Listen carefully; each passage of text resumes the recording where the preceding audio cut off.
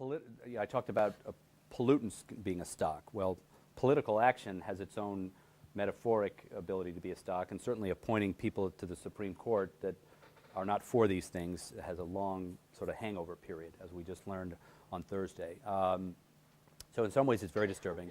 What are we going to do about it? That's the lay of the land now. We have to find, honestly, I think, our own corporations. Who are the ones that get this and want to fund the good people? And there are many. Google Ceres, C-E-R-E-S, whose wonderful head, Minnie Luber, spoke at our conference. And they're about bringing Fortune 100 companies, certainly Fortune 500 companies, to bear on this problem. Now, it's quite true, as Bob is saying, the coal companies have tons of money, right? The kind of evil person in all of this is this guy, Don Blankenship. Google his name, Blankenship, and you'll see him. And these are bad people. I say, no, really, I mean, I don't say that, I don't say that kind of thing lightly, but if you Google around, you'll see.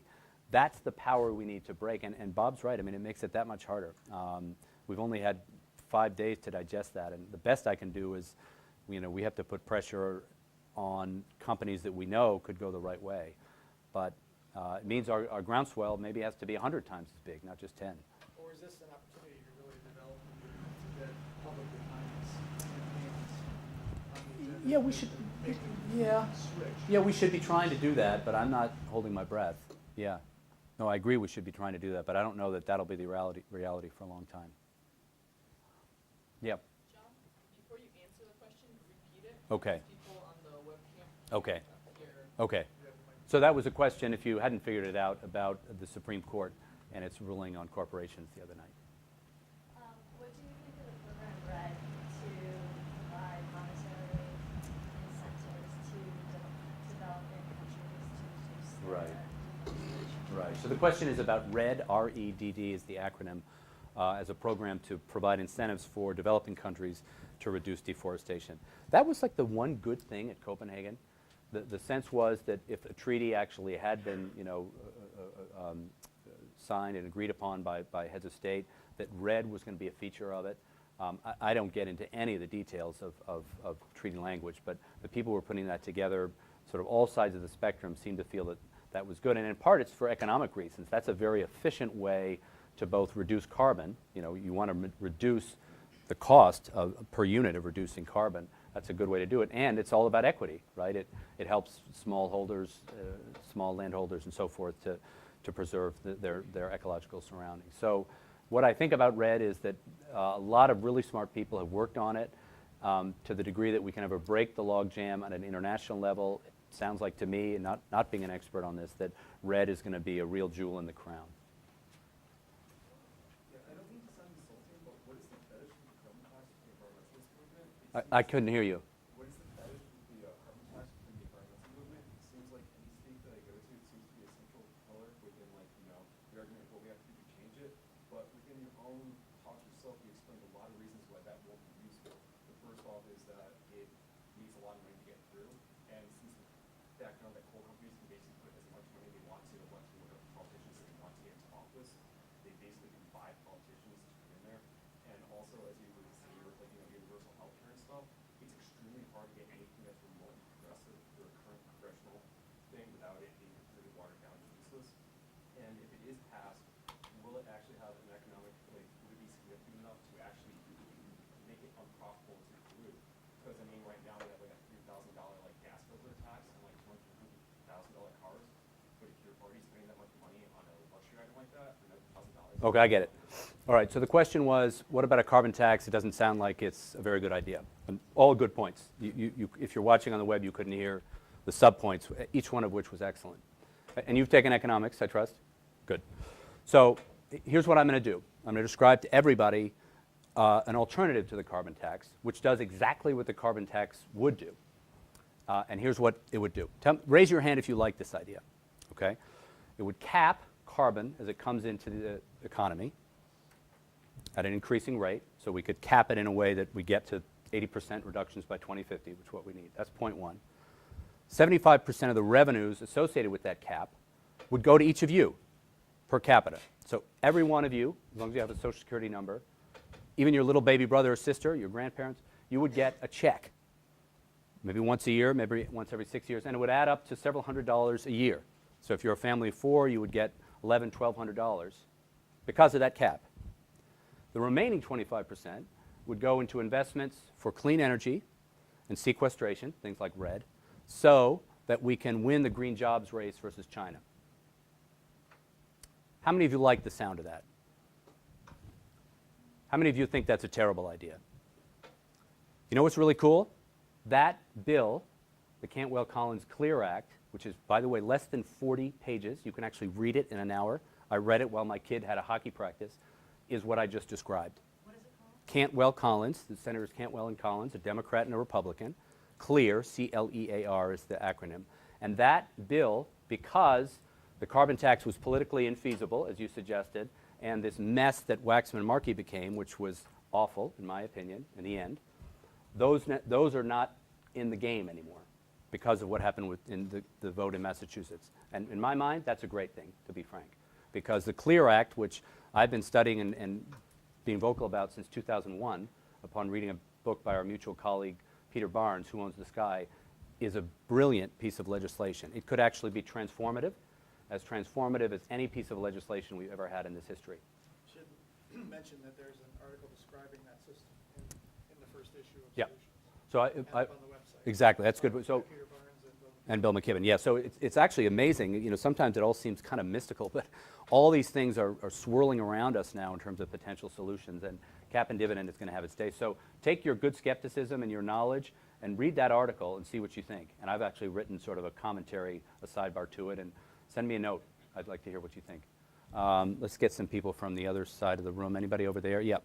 I have a question pertaining to how do you think that this successful, whether it be mandatory or voluntary reduction of fossil fuels, how would that affect the way that we structure our communities and our centers of production? For example, we live in such a car culture and it's not uncommon to commute Right. 40, 50 miles to your work. Right. Your food might come from 1,500 miles away. If that was no longer feasible or viable or profitable, how do you think our population centers would shift? Sure, sure. So the question was sort of if we get this right and fossil fuels get expensive, how's that going to affect how we live, our communities, and so forth? And I think there are two answers. I'm going to get one of my favorite books on this. My first favorite book is actually Deep Economy, again by my colleague Bill McKibben, which we read actually in my environmental economics class. And it's about how, if we get this right, we're going to do more local stuff.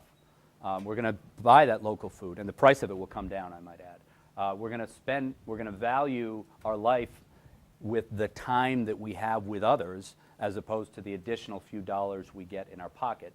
Now, much of the world needs more money in their pocket, don't get me wrong. We need economic growth in much of the world, because without it, we would be dooming 1.5 billion people to desperate poverty. But we don't need any more stuff in much of the United States. What we need is a transformation in terms of how we think about leading our lives. And as Bill points out, as so many people have pointed out, one of the things that makes us happiest is our networks, just hanging around. Like after this, if you have time to go get coffee with somebody, you laugh, you goof around, you talk about what you did last night, you say, are you going to go to the hockey game? All that stuff, brings great pleasure. So that communities do that for us, and if we get this right, we'll actually provide incentives for the people who help to shape those communities to do more of it. Another great book is one by Stuart Brand, Whole Earth Discipline, and most of you weren't around to see something called the Whole Earth Catalog, which is this iconic thing from the 1970s, this big book that had all sorts of ways to live better. He was one of the founders of that. He and his colleagues went on to work with then Governor Jerry Brown to bring in the efficiency standards that have made California a model for the rest of us. He's got a new book, this book, Whole Earth Discipline, and very interestingly and quite provocatively, he says that actually cities are a place for community. It's not these so-called transition towns, it's cities.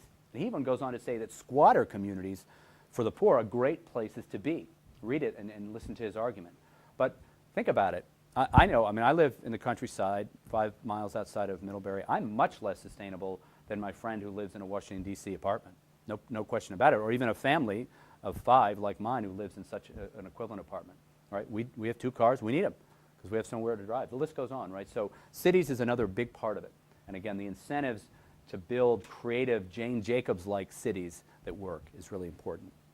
Okay, yes, sir. Also said that nuclear is the answer. He did, I know. And we're going to be talking about that in Solutions, getting to 350. Professor Hudspeth just said that another big part of this book, Whole Earth Discipline, is that we need to be thinking about nuclear power. And he makes a very provocative argument. You talked about local communities and local economies being like a good thing. Maybe that will help this problem of producing CO2. What do you, I mean, the current kind of giant economic and political system that we have, to what degree do you think that kind of restricts the change that we need to happen? And can the kind of policies you'd like to see happen on the federal scale in this country and with all these, you know? That's a good question. So the question was sort of, does the giant sort of political and economic system that we have now and the powers behind it, do they prevent us from being part of communities? My first answer is actually we are our own worst enemies, right? So how many of you have a cell phone? Raise your hand. How many of you have a computer? Raise your hand if you spend way too much time in front of them. We all do, right? And so I sometimes think to myself, what am I doing here? I'm clicking as opposed to sitting in a coffee shop and talking to somebody or you know, being a mentor for a little kid in town. So I think that's a place where persuasion and non-policy-based solutions are really important. Many of you may have read this piece in the New York Times last week that said that basically kids younger than you, if they're not asleep, here's what the evidence now suggests in the United States. If they're not asleep or at school, they're in front of a screen all the time, every minute. We got to do something about that. And actually, communities are going to provide the solution. I want to get my friends together and say, how can we stop that? Let's just do fun stuff. Let's have a screen-free weekend every other weekend. So I think we can do it, and also incentives will help too, the incentives that we need to stop those people in power. Just to follow up on that, another of Al Gore's books is one called The Assault on Reason. Yep. And he talks about, you know, democracy was really made possible by sort of democratic media, the free press. Right, Like, right. You know, low barriers to entry. Right, right. We've had since then with television and radio our centralization of the media, Yeah. high barriers to entry, and the internet is really the alternative. It's Right. going in another direction of Right. democratizing the media. Right. You mentioned Joe Tribby and Yep. so there's you know the positive side of the internet and sort of Yep. making real democracy possible. Definitely. Is Yeah. something worth mentioning too. It's a very important point. My vote is kind of the opposite of that. Let me actually just summarize it, and then I'll come back to you. So the point that was just made by Professor Costanza is that the internet, sort of the way newspapers were in the 1800s, it's very inexpensive. The marginal cost is almost zero to put something on the internet now. So things like the Huffington Post is a place where you can go and find information. You don't have to subscribe and so forth. But you wanted to make another point. Yeah, well, the last thing you said was that policy might help some of these local communities Yeah. develop. And my point is more that we need the local communities to make the policy, in that Yes. they can't be made Bravo. on this giant scale. You're They right. can be made in our Yes. smaller groups that interact with one So this is one of the most important points that's been made in the last hour, and I'll reiterate it for those who are watching this on the internet. The point that was made was that it's at the community level that we need to start making the important decisions. And the system, the policy levers, the solutions needs to be switched so that those local level decisions are more important. And this is really interesting in the Vermont context because libertarians meet progressives on this point. There's this thing called, I think it's the Vermont Commons, this free newspaper. They actually think we should all secede. But it's like a lot of hardcore libertarians and then groovy progressives like many of us. And they agree on this central point. Again, I think that's some good news. Let's see, how much time do we have? We have 5 minutes. So we'll do 1, 2, 3. That's what we'll do. So I guess in response to what you said, how do you work at a community level as well as the large-scale investment in innovation how does work together? And do you mean sort of personally, how do you approach that? How would that actually happen in real life? Right. If the community has power, but the investment in innovation is at a large scale. Right, I understand. Okay. So the question was sort of how do you think through, this is actually a really nice question based on the last one as well as what I was talking about. How do you think through the need for community power and community decision making with that huge mega scale of innovation that we need? I will think aloud because it's a very important question. Let's take the feed-in tariff. You need to provide the right incentives at a state level, as we've done in Vermont, at a national level as they're doing in China, so that it becomes that much more right for homeowners to put up a solar panel or some other thing for which they can economically do well by. The management of it, the transparency around it, the monitoring of it should be local, right? So we want to make sure that it's local people who can get those jobs and are seeing, is this being well done, and is the money going to the right people? So that's sort of a crass and rather blunt example of how these two things can come together. Is that good enough? In the interest of time, because I'd love to sort of think more about that. Okay, so again, yeah. We work in one question from the web. Oh, sure. How cool is that? And then I'll come back to these two. Yes, Mr. Web Person or Ms. Web Person. From Kevin Hurley says, should we be concerned or have the right to be suspicious when companies like DuPont and Coca-Cola start sponsoring what seem to be good environmental policies or solutions? That is a great question. The question from Kevin Hurley, my colleague at Middlebury, is somebody's watching this. Boy, that feels good. Is should we be concerned or suspicious when a Coke or a DuPont sponsors something that we think is good? Yeah, we should. I mean, we should always be concerned. We should always ask what people's motives are, but we got to try. And because if we don't try that, we're in even bigger trouble. So yeah, we should be concerned. There is greenwashing. It's a big issue. Like, think of Earth Day. That was an amazing grassroots thing in 1970. By 1990, when I was living in Washington, D.C., it was like this big corporate fest. And who wants that? So it is a concern. But again, you see, there's no magic way to do this. We have to be attentive, be constantly vigilant, and become, I might add, become stockholders of those companies so you can go and make trouble at the annual meetings. Yes? So I agree about the local movement and its importance and the importance of the individual making these decisions. At the same time, huge corporations with coal and not talking global, don't you, I mean, in my opinion, I think it's extremely important that at some point, all the major governments get together, not just the U.S., make some concrete decisions and actions, not just Right. commitments. Yes. I mean, so for me, that's the way that we're going to make sense and organize these solutions. There's so many good ideas, but they're not, Yeah. nothing's happening because you can't organize them on a large scale. Right, you're totally right. The question was, for all the goodness that is local, we really need power at the top, basically. And that's exactly right. And it's not a paradox, it's a truth. You need local power and you need power at the very top. I mean, the promise, it seems to me, still of President Obama is that he gets this. On the other hand, he's a very pragmatic guy, so he's not willing to do the revolutionary stuff that he hasn't been willing yet to do that. But again, to pick up on that, why not? Because maybe we have failed. My colleague Jessie Tolkien, who spoke in the final panel at the NCSE conference, there was a panel on how's the White House doing, and there was a lot of grumbling. And she said, it's how we are doing. We all worked hard, if you did believe in Obama, to elect him. We put our lives on the line, and then we all said, oh, great, that was fun. Well, guess what? The powers that be didn't go away. And again, this was my frustration at that conference that I alluded to. We have almost forgot about what we leaned, not only with Governor Dean trying to become President Dean, but with Obama. We got to organize and organize and organize some more. And then the organization that is rooted in local, our local relationships, the new relationships we build in a state like this, become the force that is transcendent. And that has happened in our history. And better happen again, or we're in big trouble. One more question. Sure.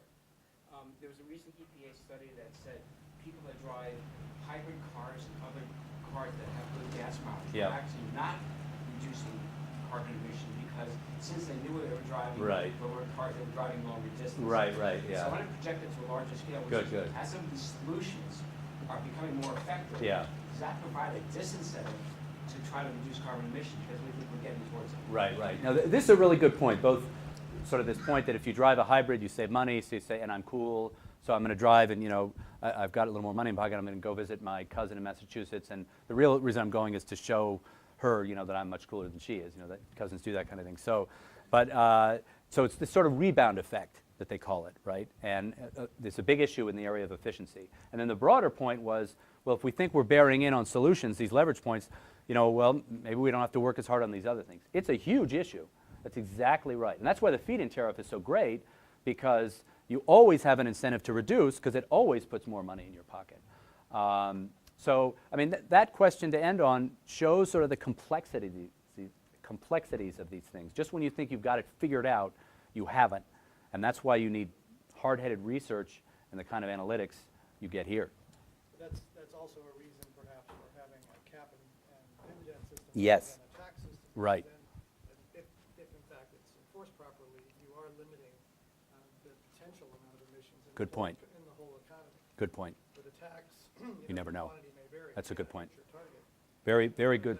Yep. That's in fact one of the compelling reasons for that system over Yep. taxes. So Professor Costanza just made the argument that the cap in the cap and dividend will, in the best of worlds, prevent this kind of rebound effect because you have legislated how much carbon can be produced. And as long as you monitor and implement that correctly, you could avoid some of these complications. Well, thank you very much, and good luck with everything. And I guess I'll see you next week with my friend Michael Wilcock here.